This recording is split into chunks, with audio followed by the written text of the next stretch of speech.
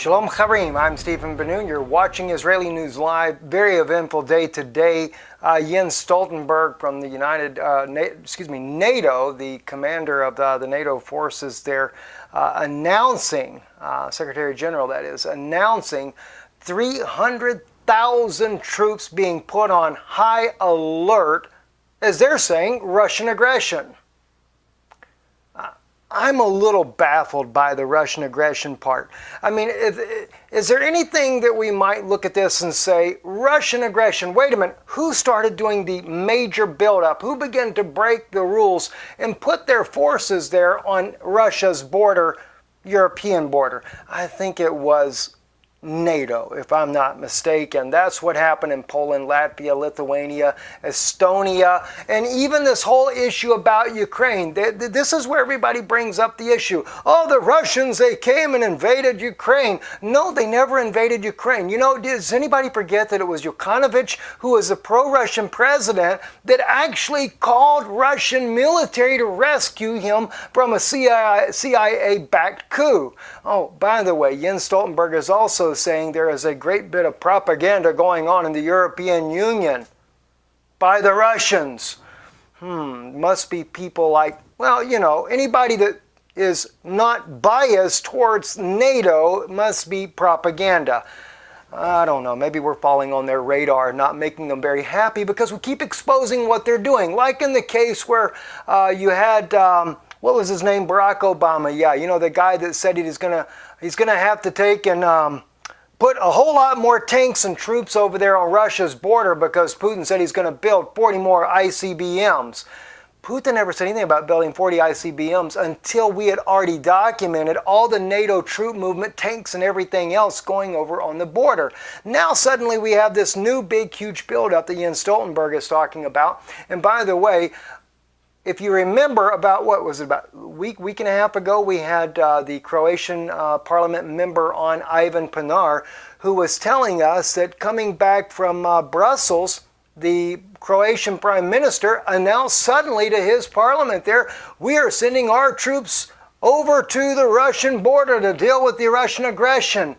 And he asked him, we haven't voted on this. No answer, no comment, no answer. We're sending our troops and they're going to do a draft to bring more soldiers in because they need to do, why do they have to have a draft? Well, now we know. Jens now tells us they're going to send 300,000 NATO troops on the border with Russia just to really agitate the situation even more. So I don't think it's so much a Russian aggression as it is a NATO aggression.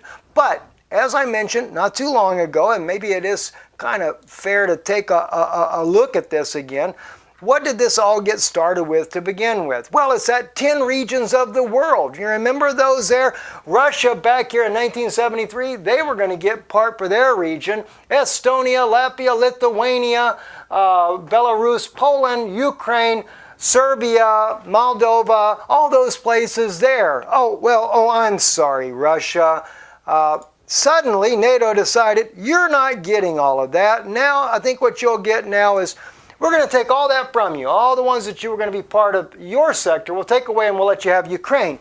Then suddenly the CIA turns that all around and says, oh, nope, we're going to take Ukraine as well. And they were going to get Mongolia. Mongolia got taken away from them. But as I should caution and say to you, the NATO issue to begin with is evil all the way around. I don't care who is involved, not NATO, but the New World Order agenda is evil all the way around. Doesn't matter who's involved. If it's Vladimir Putin, if it's Jens Stoltenberg, Barack Obama, anybody else in the world, it is nothing but a major mess. And that's exactly what's happening. And of course, don't forget, we see right down here in Turkey here, this is why Erdogan's always kind of peeved off. He was going to be part of the European group. Maybe that's why they had all the refugees go running up into there. They took that away from him too. And so they've been messing around with Russia, with Putin, and with Erdogan. Now Erdogan's stuck over here and he's got to fight it out with the Saudis. And that's why you see him sucking up to the United States, and he sucks up to Russia too. Because see, they didn't expect Russia to step in there to do anything about Syria. I've really been wondering if Russia didn't do that because they wanted to pay NATO back for taking Ukraine, which they haven't fully got Ukraine. There's still a war going on over there and a problem for them. And of course they say the Russian troops are inside of Ukraine. I agree, they are. I agree. More and more. Now, let me clarify that. Russia has sent all the military equipment that they need over there, and they have sent, as they call it, quote-unquote, volunteers. I've always pointed that out. It's no different than the United States. Let me share something with you that's going on, though. Just over there for an example, all right? Here we have right here, this is on Donbass with Texas. That's the American, you're not looking at, this is not Tex here. But Tex here is just the other day, he's there on the front lines. And I want you to see the subtitles here and what he says that's happening right here. Watch what he says here. On the other side, there's an American flag. They're whispering because it's kind of quiet there. Amerikansky. Ukrainian is a bit further. See? All right, now wait a minute. Let me back up just a little bit. I want you to see this again. This is text right here that you're seeing here. All right? Ukrainian flag. He says dark, you can't see it. He's going to say that in just a second here. There is a Zavonka. You could see an American flag. On the other side, there's an American flag. Okay, Ukrainian is a bit further. The American flag is closer to the front line than the Ukrainian flag. Okay, wait a minute. Now, America's all bent out of shape because they say that Russia's inside of Ukraine. They're fighting for the Donetsk People's Republic there, or the Luhansk People's Republic.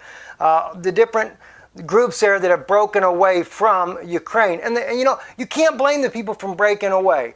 One, as we mentioned before, the New World Order, which I am dead set against. Like I say, I don't care if it's Putin or anybody else is in it. Well, they took everything away from Putin anyway, right? They took all these other countries. He was going to get all this part of Europe here. They took all that away from him, and they gave it back over to the European Union side, and they also did Erdogan a little wrong as well. Now, inside sources tell me that Erdogan was going to be a major player in the New World Order as long as he did all the dirty work for them. But he's not very happy because at that time his major role was going to be controlling the European Union section there. But as I say here, my speculation on this, he got kicked out of the EU section and that's why he can't get nobody to let him in. Then he got stuck down here with the Saudis to fight over all that area there. And he already knows that the Saudis are a bunch of lazy guys down there, make a lot of money, and all they need is a bunch of slaves to take care of them, and that's the way they work. Their side of the story. At any rate, though, so there's an American flag on the front lines, and so everybody's complaining the Russians are in eastern Ukraine. Well, we see that the Americans are there on the western side. And I can show you video after video of Americans actually fighting over there. I didn't take the time to do that in here. Another issue going on over there in eastern Ukraine. Take a look at this video right here. These guys just sitting here in front of their car there. This is eastern Ukraine in Donetsk. It is a no-fly zone according to the Minsk agreements there, but pay close attention to your screen right here. Here it comes. Oh my gosh, what do you know? That's a Sukhoi 24. Yes, Sukhoi 24. But that is not a Russian Sukhoi. That is a Ukrainian Sukhoi. Tell me they're not getting ready for war. They're getting ready for war, and they're going to hit Russia, and they're going to hit Russia very, very hard. All right, so Jens Stoltenberg talks about the tensions and talks about the Russian aggression, but we're seeing just the opposite. And again, it's not here to take up for Russia because, like I said, New World Order, I don't like either side of it. But what they're doing is they're fighting for who's going to get what land to rule what part of the world, and, for all their little comrades. And so I guess they just want more land for the European Union, so they're fighting over here for that. But at the same time, they're battling for, what is it, Ukraine? I mean, what did Putin say over and over and over here in these times here? And I didn't realize this was over dealing with the New World Order at the time. I just thought it was Putin trying to fight for his own survival. He says, you're not taking our interests into consideration. And he keeps saying this over and over and over. And I'm going to put together a big news piece on this for you eventually so you can see all the New World Order talk that was done in those interviews. And I never realized it until I started seeing this with the maps. That's what he was talking about. They're not They're not treating him fair in this New World Order project. And so they keep taking land, taking more and more land, and now they're taking Ukraine. Well, he said enough's enough. That's why he took Sevastopol. That's why he took Crimea, Sevastopol being the capital there. He took it intentionally because, and according to their New World Order plans, it was his in the first place. And then he knew he'd have to just fight for Ukraine. All right, so this is what it's all about. But the thing that irritates me is NATO is putting the American people in the United States of America at risk of a nuclear war, all for what? For Ukraine? Are you serious? I mean, Yanukovych is really the true president of that country, and that man, they had peace with Russia. And they can't be satisfied enough. They want to take Ukraine as well. I mean, just put Yanukovych back in there and let the people decide for themselves who's going to be the president there. Let them do it democratically. Why did the CIA have to come in there, stick their big nose into it, and overthrow everything? I mean, this is absolutely insane, guys. Absolutely insane. All right, now, NATO-Russian tensions move to the Balkans with military drills. So it just keeps heating up everywhere. Russia dislikes Montenegro's policy of increasing ties with NATO and the EU. There have also been arrests in Montenegro and Serbia over suspected plot to topple outgoing Montenegro Prime Minister Milo Đukanović. In addition, a large arms cache was found near the family home of the Serbian Prime Minister Aleksandar Vučić on Saturday. All right, now this is just some things that you see going on there. All right, now another thing as well. And this here, I mentioned to you guys, about a week or so ago, they were talking about these drills that were happening in Russia, about, this was the drills. Listen to this. Channels in early October shows Russians taking part in 4-day-long emergency and civil defense drills across the country. Some 40 million people ultimately participated in what was the biggest test of its kind. When I first began to speak about this back in early October there, it's been several weeks ago now, that there were 40 million people involved in these drills for nuclear war, nuclear disaster. Do you know how many people actually made it look like I was just kind of like an idiot for even saying that? And I think we beat the mainstream media at bringing this out, and a lot of people just thought we were out of our minds. And you are watching on your screen the very actual footages of their drills that they were doing inside of Russia. And of course, it wasn't just getting them down in the silos and stuff. This is every aspect of preparing for a nuclear war is what Russia was doing. And so yes, they were preparing for that, and it's on Russian state television, as you can see right here. This is Russia 1, or Russia 24, excuse me. It's still Russia 1, but channel 24 here. And that's exactly what they were doing. So again, as I state, what they're doing here in Europe, all over Ukraine, is putting not only the people of Europe in harm's way, but it is putting Americans in harm's way of a nuclear war, because Russia, they don't have the means that I'm aware of to really go head-to-head with NATO. Now, NATO says that they can deploy faster. Yes, Russia does have a very powerful military. They do have some advantages on their side as well. But NATO is definitely not playing games either, and NATO has a tremendous force as well, as Putin has stated so. So this is what's irritating me. And then I'm showing you, I see the evidence of what NATO is doing, and they say that Russia's provocative. Oh my gosh, please give me a break. Now I need to take you guys back to Pechenik here in a minute, but let me take you to something else here. So let me first go over here. There's something I wanted to share with you just to give you an idea of what is going on all over the place. Two people here. Already happened is one. Very, very insightful information that this man brings out here. By the way, and I sent him a message, he hasn't responded yet. He speaks about a huge convoy of trucks there on the Ukrainian-Polish border. And the trucks are very similar the way they are marked as you go down. I saw the video footage of this. It's all like a dark greenish color. I'm wondering if that's military trucks. I can't say for sure. Of course, more convoys going down to Turkey. And this one here as well, news footage shows that Turkish troops and military convoy have reached Gaziantep. And there's the troops right there, just so you can see what he's talking about when he says troops there. But I'm really wanting to look at the couple of things that he shows here. Here's the one right here. Ukrainian, Canadian, Lithuanian, Polish troops have started the multinational Maple Arch 2016 exercise in Lviv, in the Lviv region inside of Ukraine. So NATO is exercising with a non-NATO member state.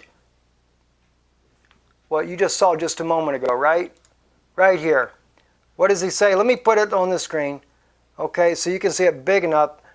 You could see an American flag. Is it exercise, or is it right there on the front lines fighting with the Ukrainian soldiers instead? So who is the one raising the tensions here? That's what I'm wondering, okay? Who is really the one raising the tensions to start with? Okay, photos also show Ukrainian troops and other military vehicles in Frankenvitsk, Ukraine. All right, let's take a closer. Well, it's kind of hard to see it. By the way, if this is the one I looked at the other day, I think if I remember, it was like 20-something tanks that were going on there. And that, let's just take a quick look. This is November 6th, yesterday, November 6th. All right, so let's pop it in there, and let's run right over to Ukraine so you can see whereabouts this is.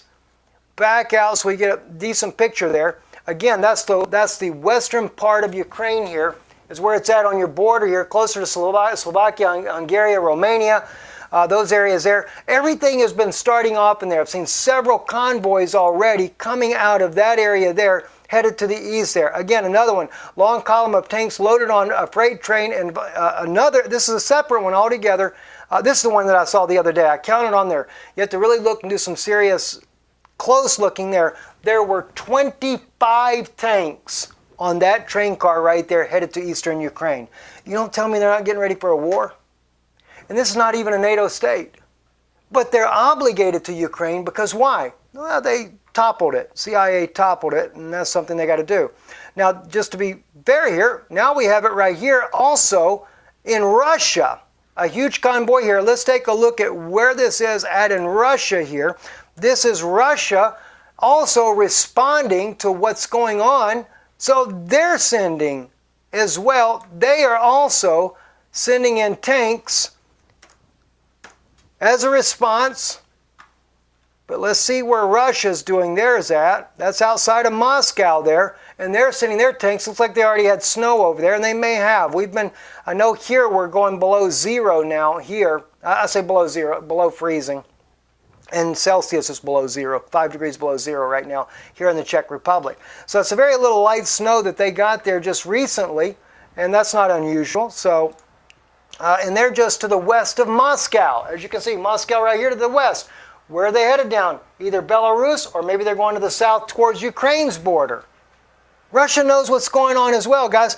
See, I'm wanting you to see some of this here because I want you to see just how serious it is. Now, another friend here, Mikhail, he's another good one there about bringing out some of this information.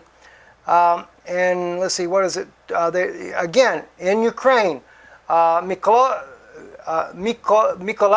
hosts tactical logistic training course conducted by UK military instructors, Ukraine.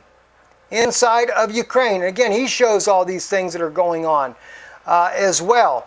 Both the opening ceremonies of the Russian, Serbian, Belarusian exercise, Russia doing their exercise in Belarus, and they're calling all of their exercises the Brotherhood. Okay? It is a serious situation, and it's only getting worse day by day by day. All right? Now, quickly, let me go back over here. I want to share with you one last concluding thought here. Steve Pieczenik. I started following him because I wanted to be able to keep up with what this man's putting out. And there was something that he did in the video the other day. I was sharing with my wife today about this here. And she asked me, she said, have you shared what your thoughts are with the people about this? I said, this part, no. I didn't go into. Dr. Steve Pieczenik. Okay, Dr. Steve Pieczenik. I wanted to talk to All right. you, the American people, Now, Steve is wanting to talk to us about the next 100 days, all right? Let's take a look at what Steve's wanting to say. All right, I want to take you, and this is the video I shared with you the other day. I'm going to take you, though, to the 4-minute mark to start with. I have a feeling that Steve Pieczenik, when he speaks on this here, he's trying to get the people not to rise up against the government. He talks about the soft coup, and he talks about the counter soft coup, and then he goes, of course, in the video about all the soft coups they've been involved in the government, and he talks about all the elections that have been stolen and all the wrongs that have been done, and then he even has the audacity to go in there and says anybody in power, there's always some well, how would I put it in my words? Evil, some kind of crookedness in the government, and we're kind of supposed to deal with it. When you listen closely, what I notice that Steve is saying here is that Donald Trump is not going to win. He's preparing the people for Hillary Clinton to be getting the election. All he's basically doing is trying to comfort the American people and saying, you did a great job. You guys were supporting Bernie Sanders. He basically tells you here he's a Bernie Sanders supporter. All right? It's in plain words. He's not a supporter for Donald Trump. So as Jana pointed out the other day, Assange and what this man say are two different things. And I do believe that Assange was really a good man and he's trying to do what he believes is right. You notice he went from having brown hair to gray hair in just 2 years. And by the way, if they were really working with him, all of these agencies in America that were trying to do the counter coup and telling Obama to stand down, and Hillary Clinton, we're dealing with her in our counter soft coup. If they were really working like that together, then why did they leave Assange in the Ecuadorian capital? I mean, not capital, but the Ecuadorian embassy in England, instead of getting the man out of there to freedom? No, they're not working together. Okay, that's just garbage that we're being fed. Now in here, you're going to see, he's basically going to say, thank you, Donald Trump, you did a nice job, your family sacrificed a lot, but he's also going to blame the American people for the coup that was done on the internet. I think it's in a roundabout way because why? They know they're going to take your liberties, they're going to take your freedoms. Your freedom of speech on the internet is going to be shut down. Watch what he says. That you kill people or you go out and you create agitation, profit. By the way, he is against violence raising up in America, and I agree with him on that. Okay, so I don't disagree with everything that Mr. Pieczenik says. So please don't get me wrong. And if he happens to listen to our program, again, I don't disagree with Steve Pieczenik on everything he says. I just don't believe that he was really there for Donald Trump. And the whole part about this counter coup, I don't agree with him. I really don't believe that they did this. You have to remember, this man here, he is a doctor. Dr. Steve Pieczenik. Let's make you feel better. He's a doctor, okay? He's a doctor of psychology, and he's also a specialist in regime change.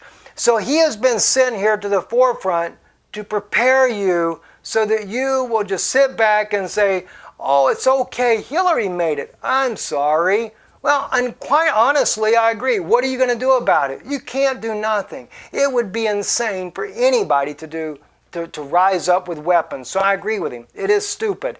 Don't do something that's stupid. If we've been dumb enough in America to allow all the nutcases get in, and you got to go all the way back to Ronald Reagan. Everybody thinks Ronald Reagan's the greatest president that ever lived. No, Ronald Reagan was the one that took and they changed his inauguration, faced the obelisk to let the people, the world know that the Jesuits now controlled America. That's where America made their mistake. You voted Ronald Reagan in and got your Jesuits in control.